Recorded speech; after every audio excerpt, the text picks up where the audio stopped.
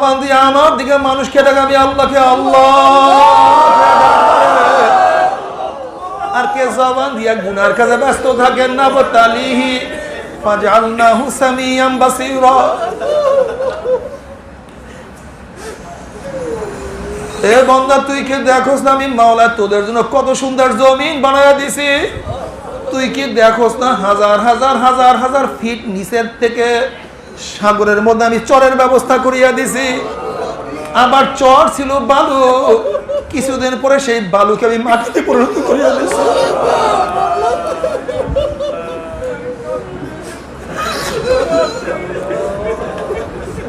আয় খোদা কুরবা শাওয়া হিসাব और हिसाब कर दई सब नेमत का आसमान का जमीन का हरे खुलिक लकुम मा फिल अर्दि জামিয়া खुलिक लकुम मा फिल अर्दि জামিয়া। বান্দার আমি তোদের জন্য সব কিছু সৃষ্টি করছি। আমি জমিন তোদের জন্য সৃষ্টি করছি, সাগর তোদের জন্য সৃষ্টি করছি। খুলিকা লাকুম মা ফিল আরদি জামিয়া। এই সাগরের মধ্যে কত ডিজাইনের মাছ আমি তোদের জন্য বানাইছি আল্লাহ। আমার মা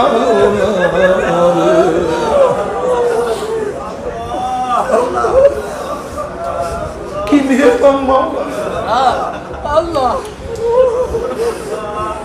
কত মেহেরবান, কত দয়ালু।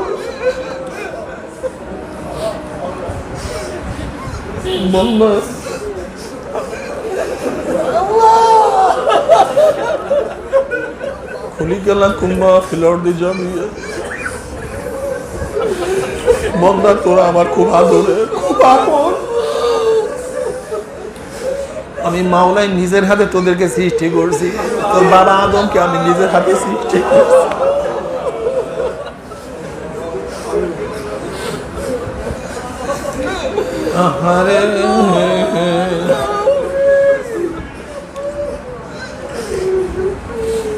বান্দা তোর এক মাছ খাইতে মজা লাগবে না,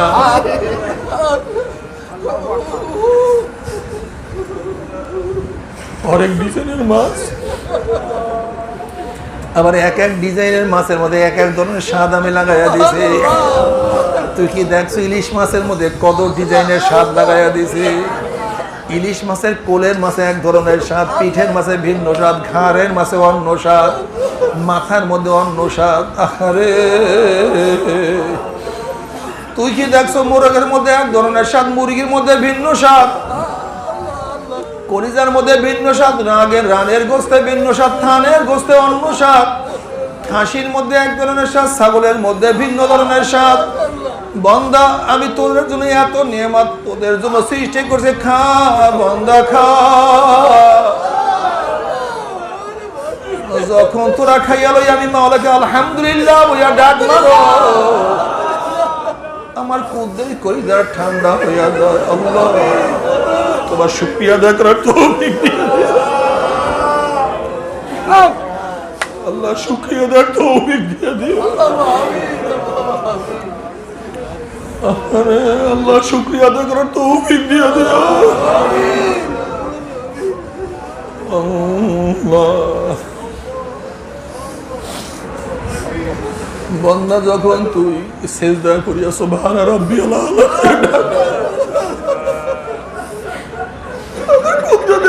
ঠান্ডা হয়ে যায়, আমি ফেরেশতাদের সাথে গর্ব করে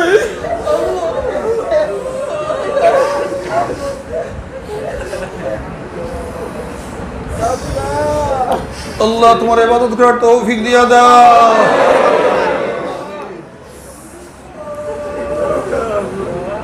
আল্লাহ বান্দাকে যেরকম মাওলা পাক রব্বুল আলামিন দুনিয়াতে হাজার ধরনের নেয়ামত দান করছে,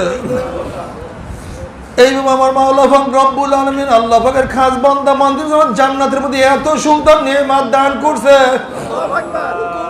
নবী আলাইহিস সালাতু ওয়াস সালাম ফরমানে এত সুন্দর জান্নাত মাওলা তৈয়ার করছে যা কেউ কোনোদিন চোখেও দেখে নাই, কানেও শুনে নাই, অন্তর অনুভবও করে নাই। এত সুন্দর নিয়ামত আমার মাওলা জান্নাতের মধ্যে তৈরি করছে।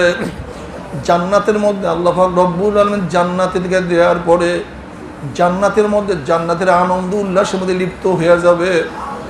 আল্লাহ পাক রব্বুল আলামিন বলবে, হে জান্নাতীরা, আমি তোমাদের সাথে যে ওয়াদা করছি সেই ওয়াদা কি পালন করছি না?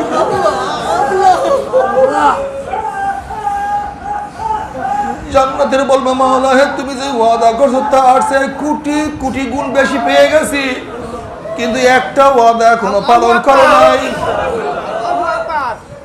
মাওলা পাক রব্বুল আলামিন তখন ফেরেশতারে আমি বন্দাদের সাথে ওয়াদা করছিলাম জান্নাতের মধ্যে আমি তাদের সাথে সাক্ষাৎ করব, কিন্তু এখন আমি তাদের সাথে সাক্ষাৎ করি নাই।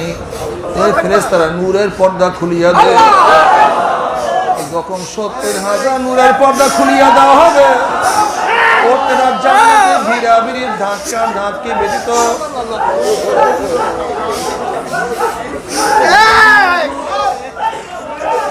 ধাক্কা ধাক্কা তোমার মাওলাকে দেখতে পাবে।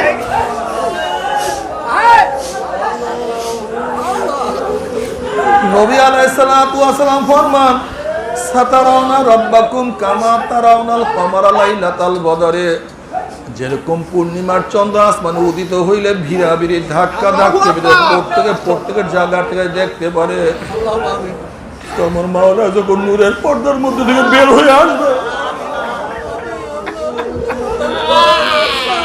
সমস্ত জান্নাতে আমার মাওলাকে দেখতে পারবে। আল্লাহ তোমাকে এক নজর দেখার তৌফিক দিয়া দেন।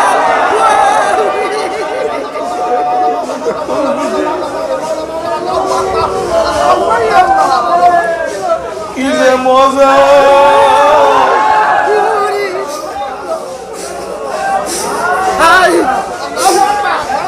মাওলানা দেখার সাথে সাথে সমস্ত আমরা সেজদায় পড়িয়া যাবে। এক সেজদা 40,000 বছর কাটিয়া যাবে, হুঁশ থাকবে না।